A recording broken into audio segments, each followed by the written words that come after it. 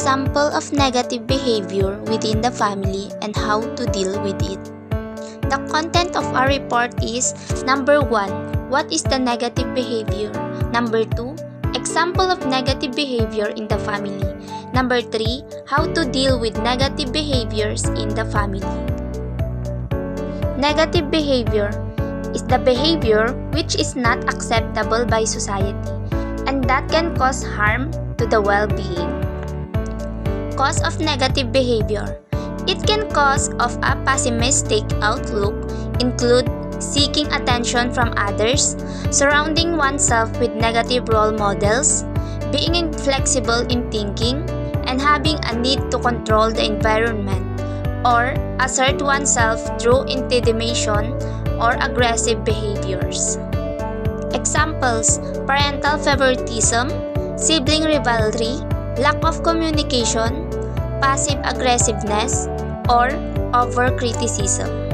Number 1 cause of negative behavior is parental favoritism. Is when one or both parents display consistent favoritism towards one child or another. It can include more time spent together, less discipline. How to deal with parental favoritism? Number 1, reflect on your feelings. Take time to understand how favoritism affects you. Acknowledge your feeling of hurt, frustration, or resentment. Number 2, communicate openly. If you feel comfortable, express your feelings to your parents. Number 3, seek understanding. Try to understand their perspective. Number 2, sibling rivalry is the jealousy, competition, and fighting between brothers and sisters. It is a concern for almost all parents of 2 or more kids. Problems often start right after the birth of the second child. Sibling rivalry usually continues throughout childhood and can be very frustrating and stressful to parents. How to deal with sibling rivalry? One of the most important things a parent can do to decrease the amount of sibling conflict in your house is to minimize competition. Avoid comparing siblings, avoid rewards, but don't forget to celebrate each child's achievements in a way that is appropriate for them. Use encouragement instead of praise. Number 3, lack of communication in the family. It is the act of not expressing yourself fully or omitting crucial information. How to deal with lack of communication within the family? Number 1, be available. Make time in everyone's busy schedule to stop and talk about things. Number 2, be a good listener. When you listen to your child, you help your child feel loved and valued. And number 3, show empathy. This means turning into your child's feelings and letting him know you understand him or her. Number 4, passive aggressiveness.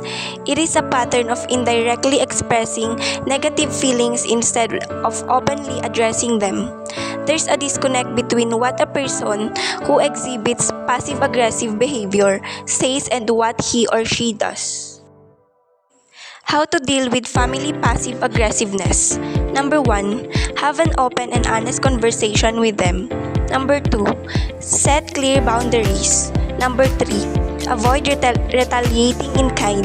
Number 4, focus on what you can control, your own reactions and responses. Number 5, consider involving a neutral third party like a therapist or mediator to facilitate a productive discussion if the passive aggression persists. Number 5, over-criticism. Over-criticizing one or other member of the family, and this includes bullying.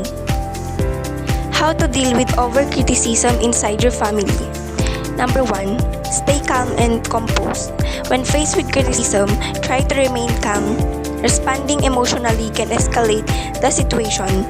Take a deep breath and choose your words carefully. Number 2, seek understanding.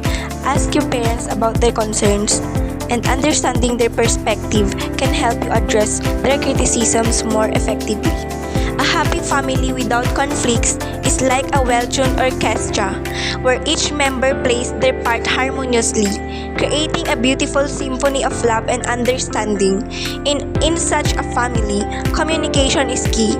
Open and honest dialogue fosters trust and prevents misunderstanding.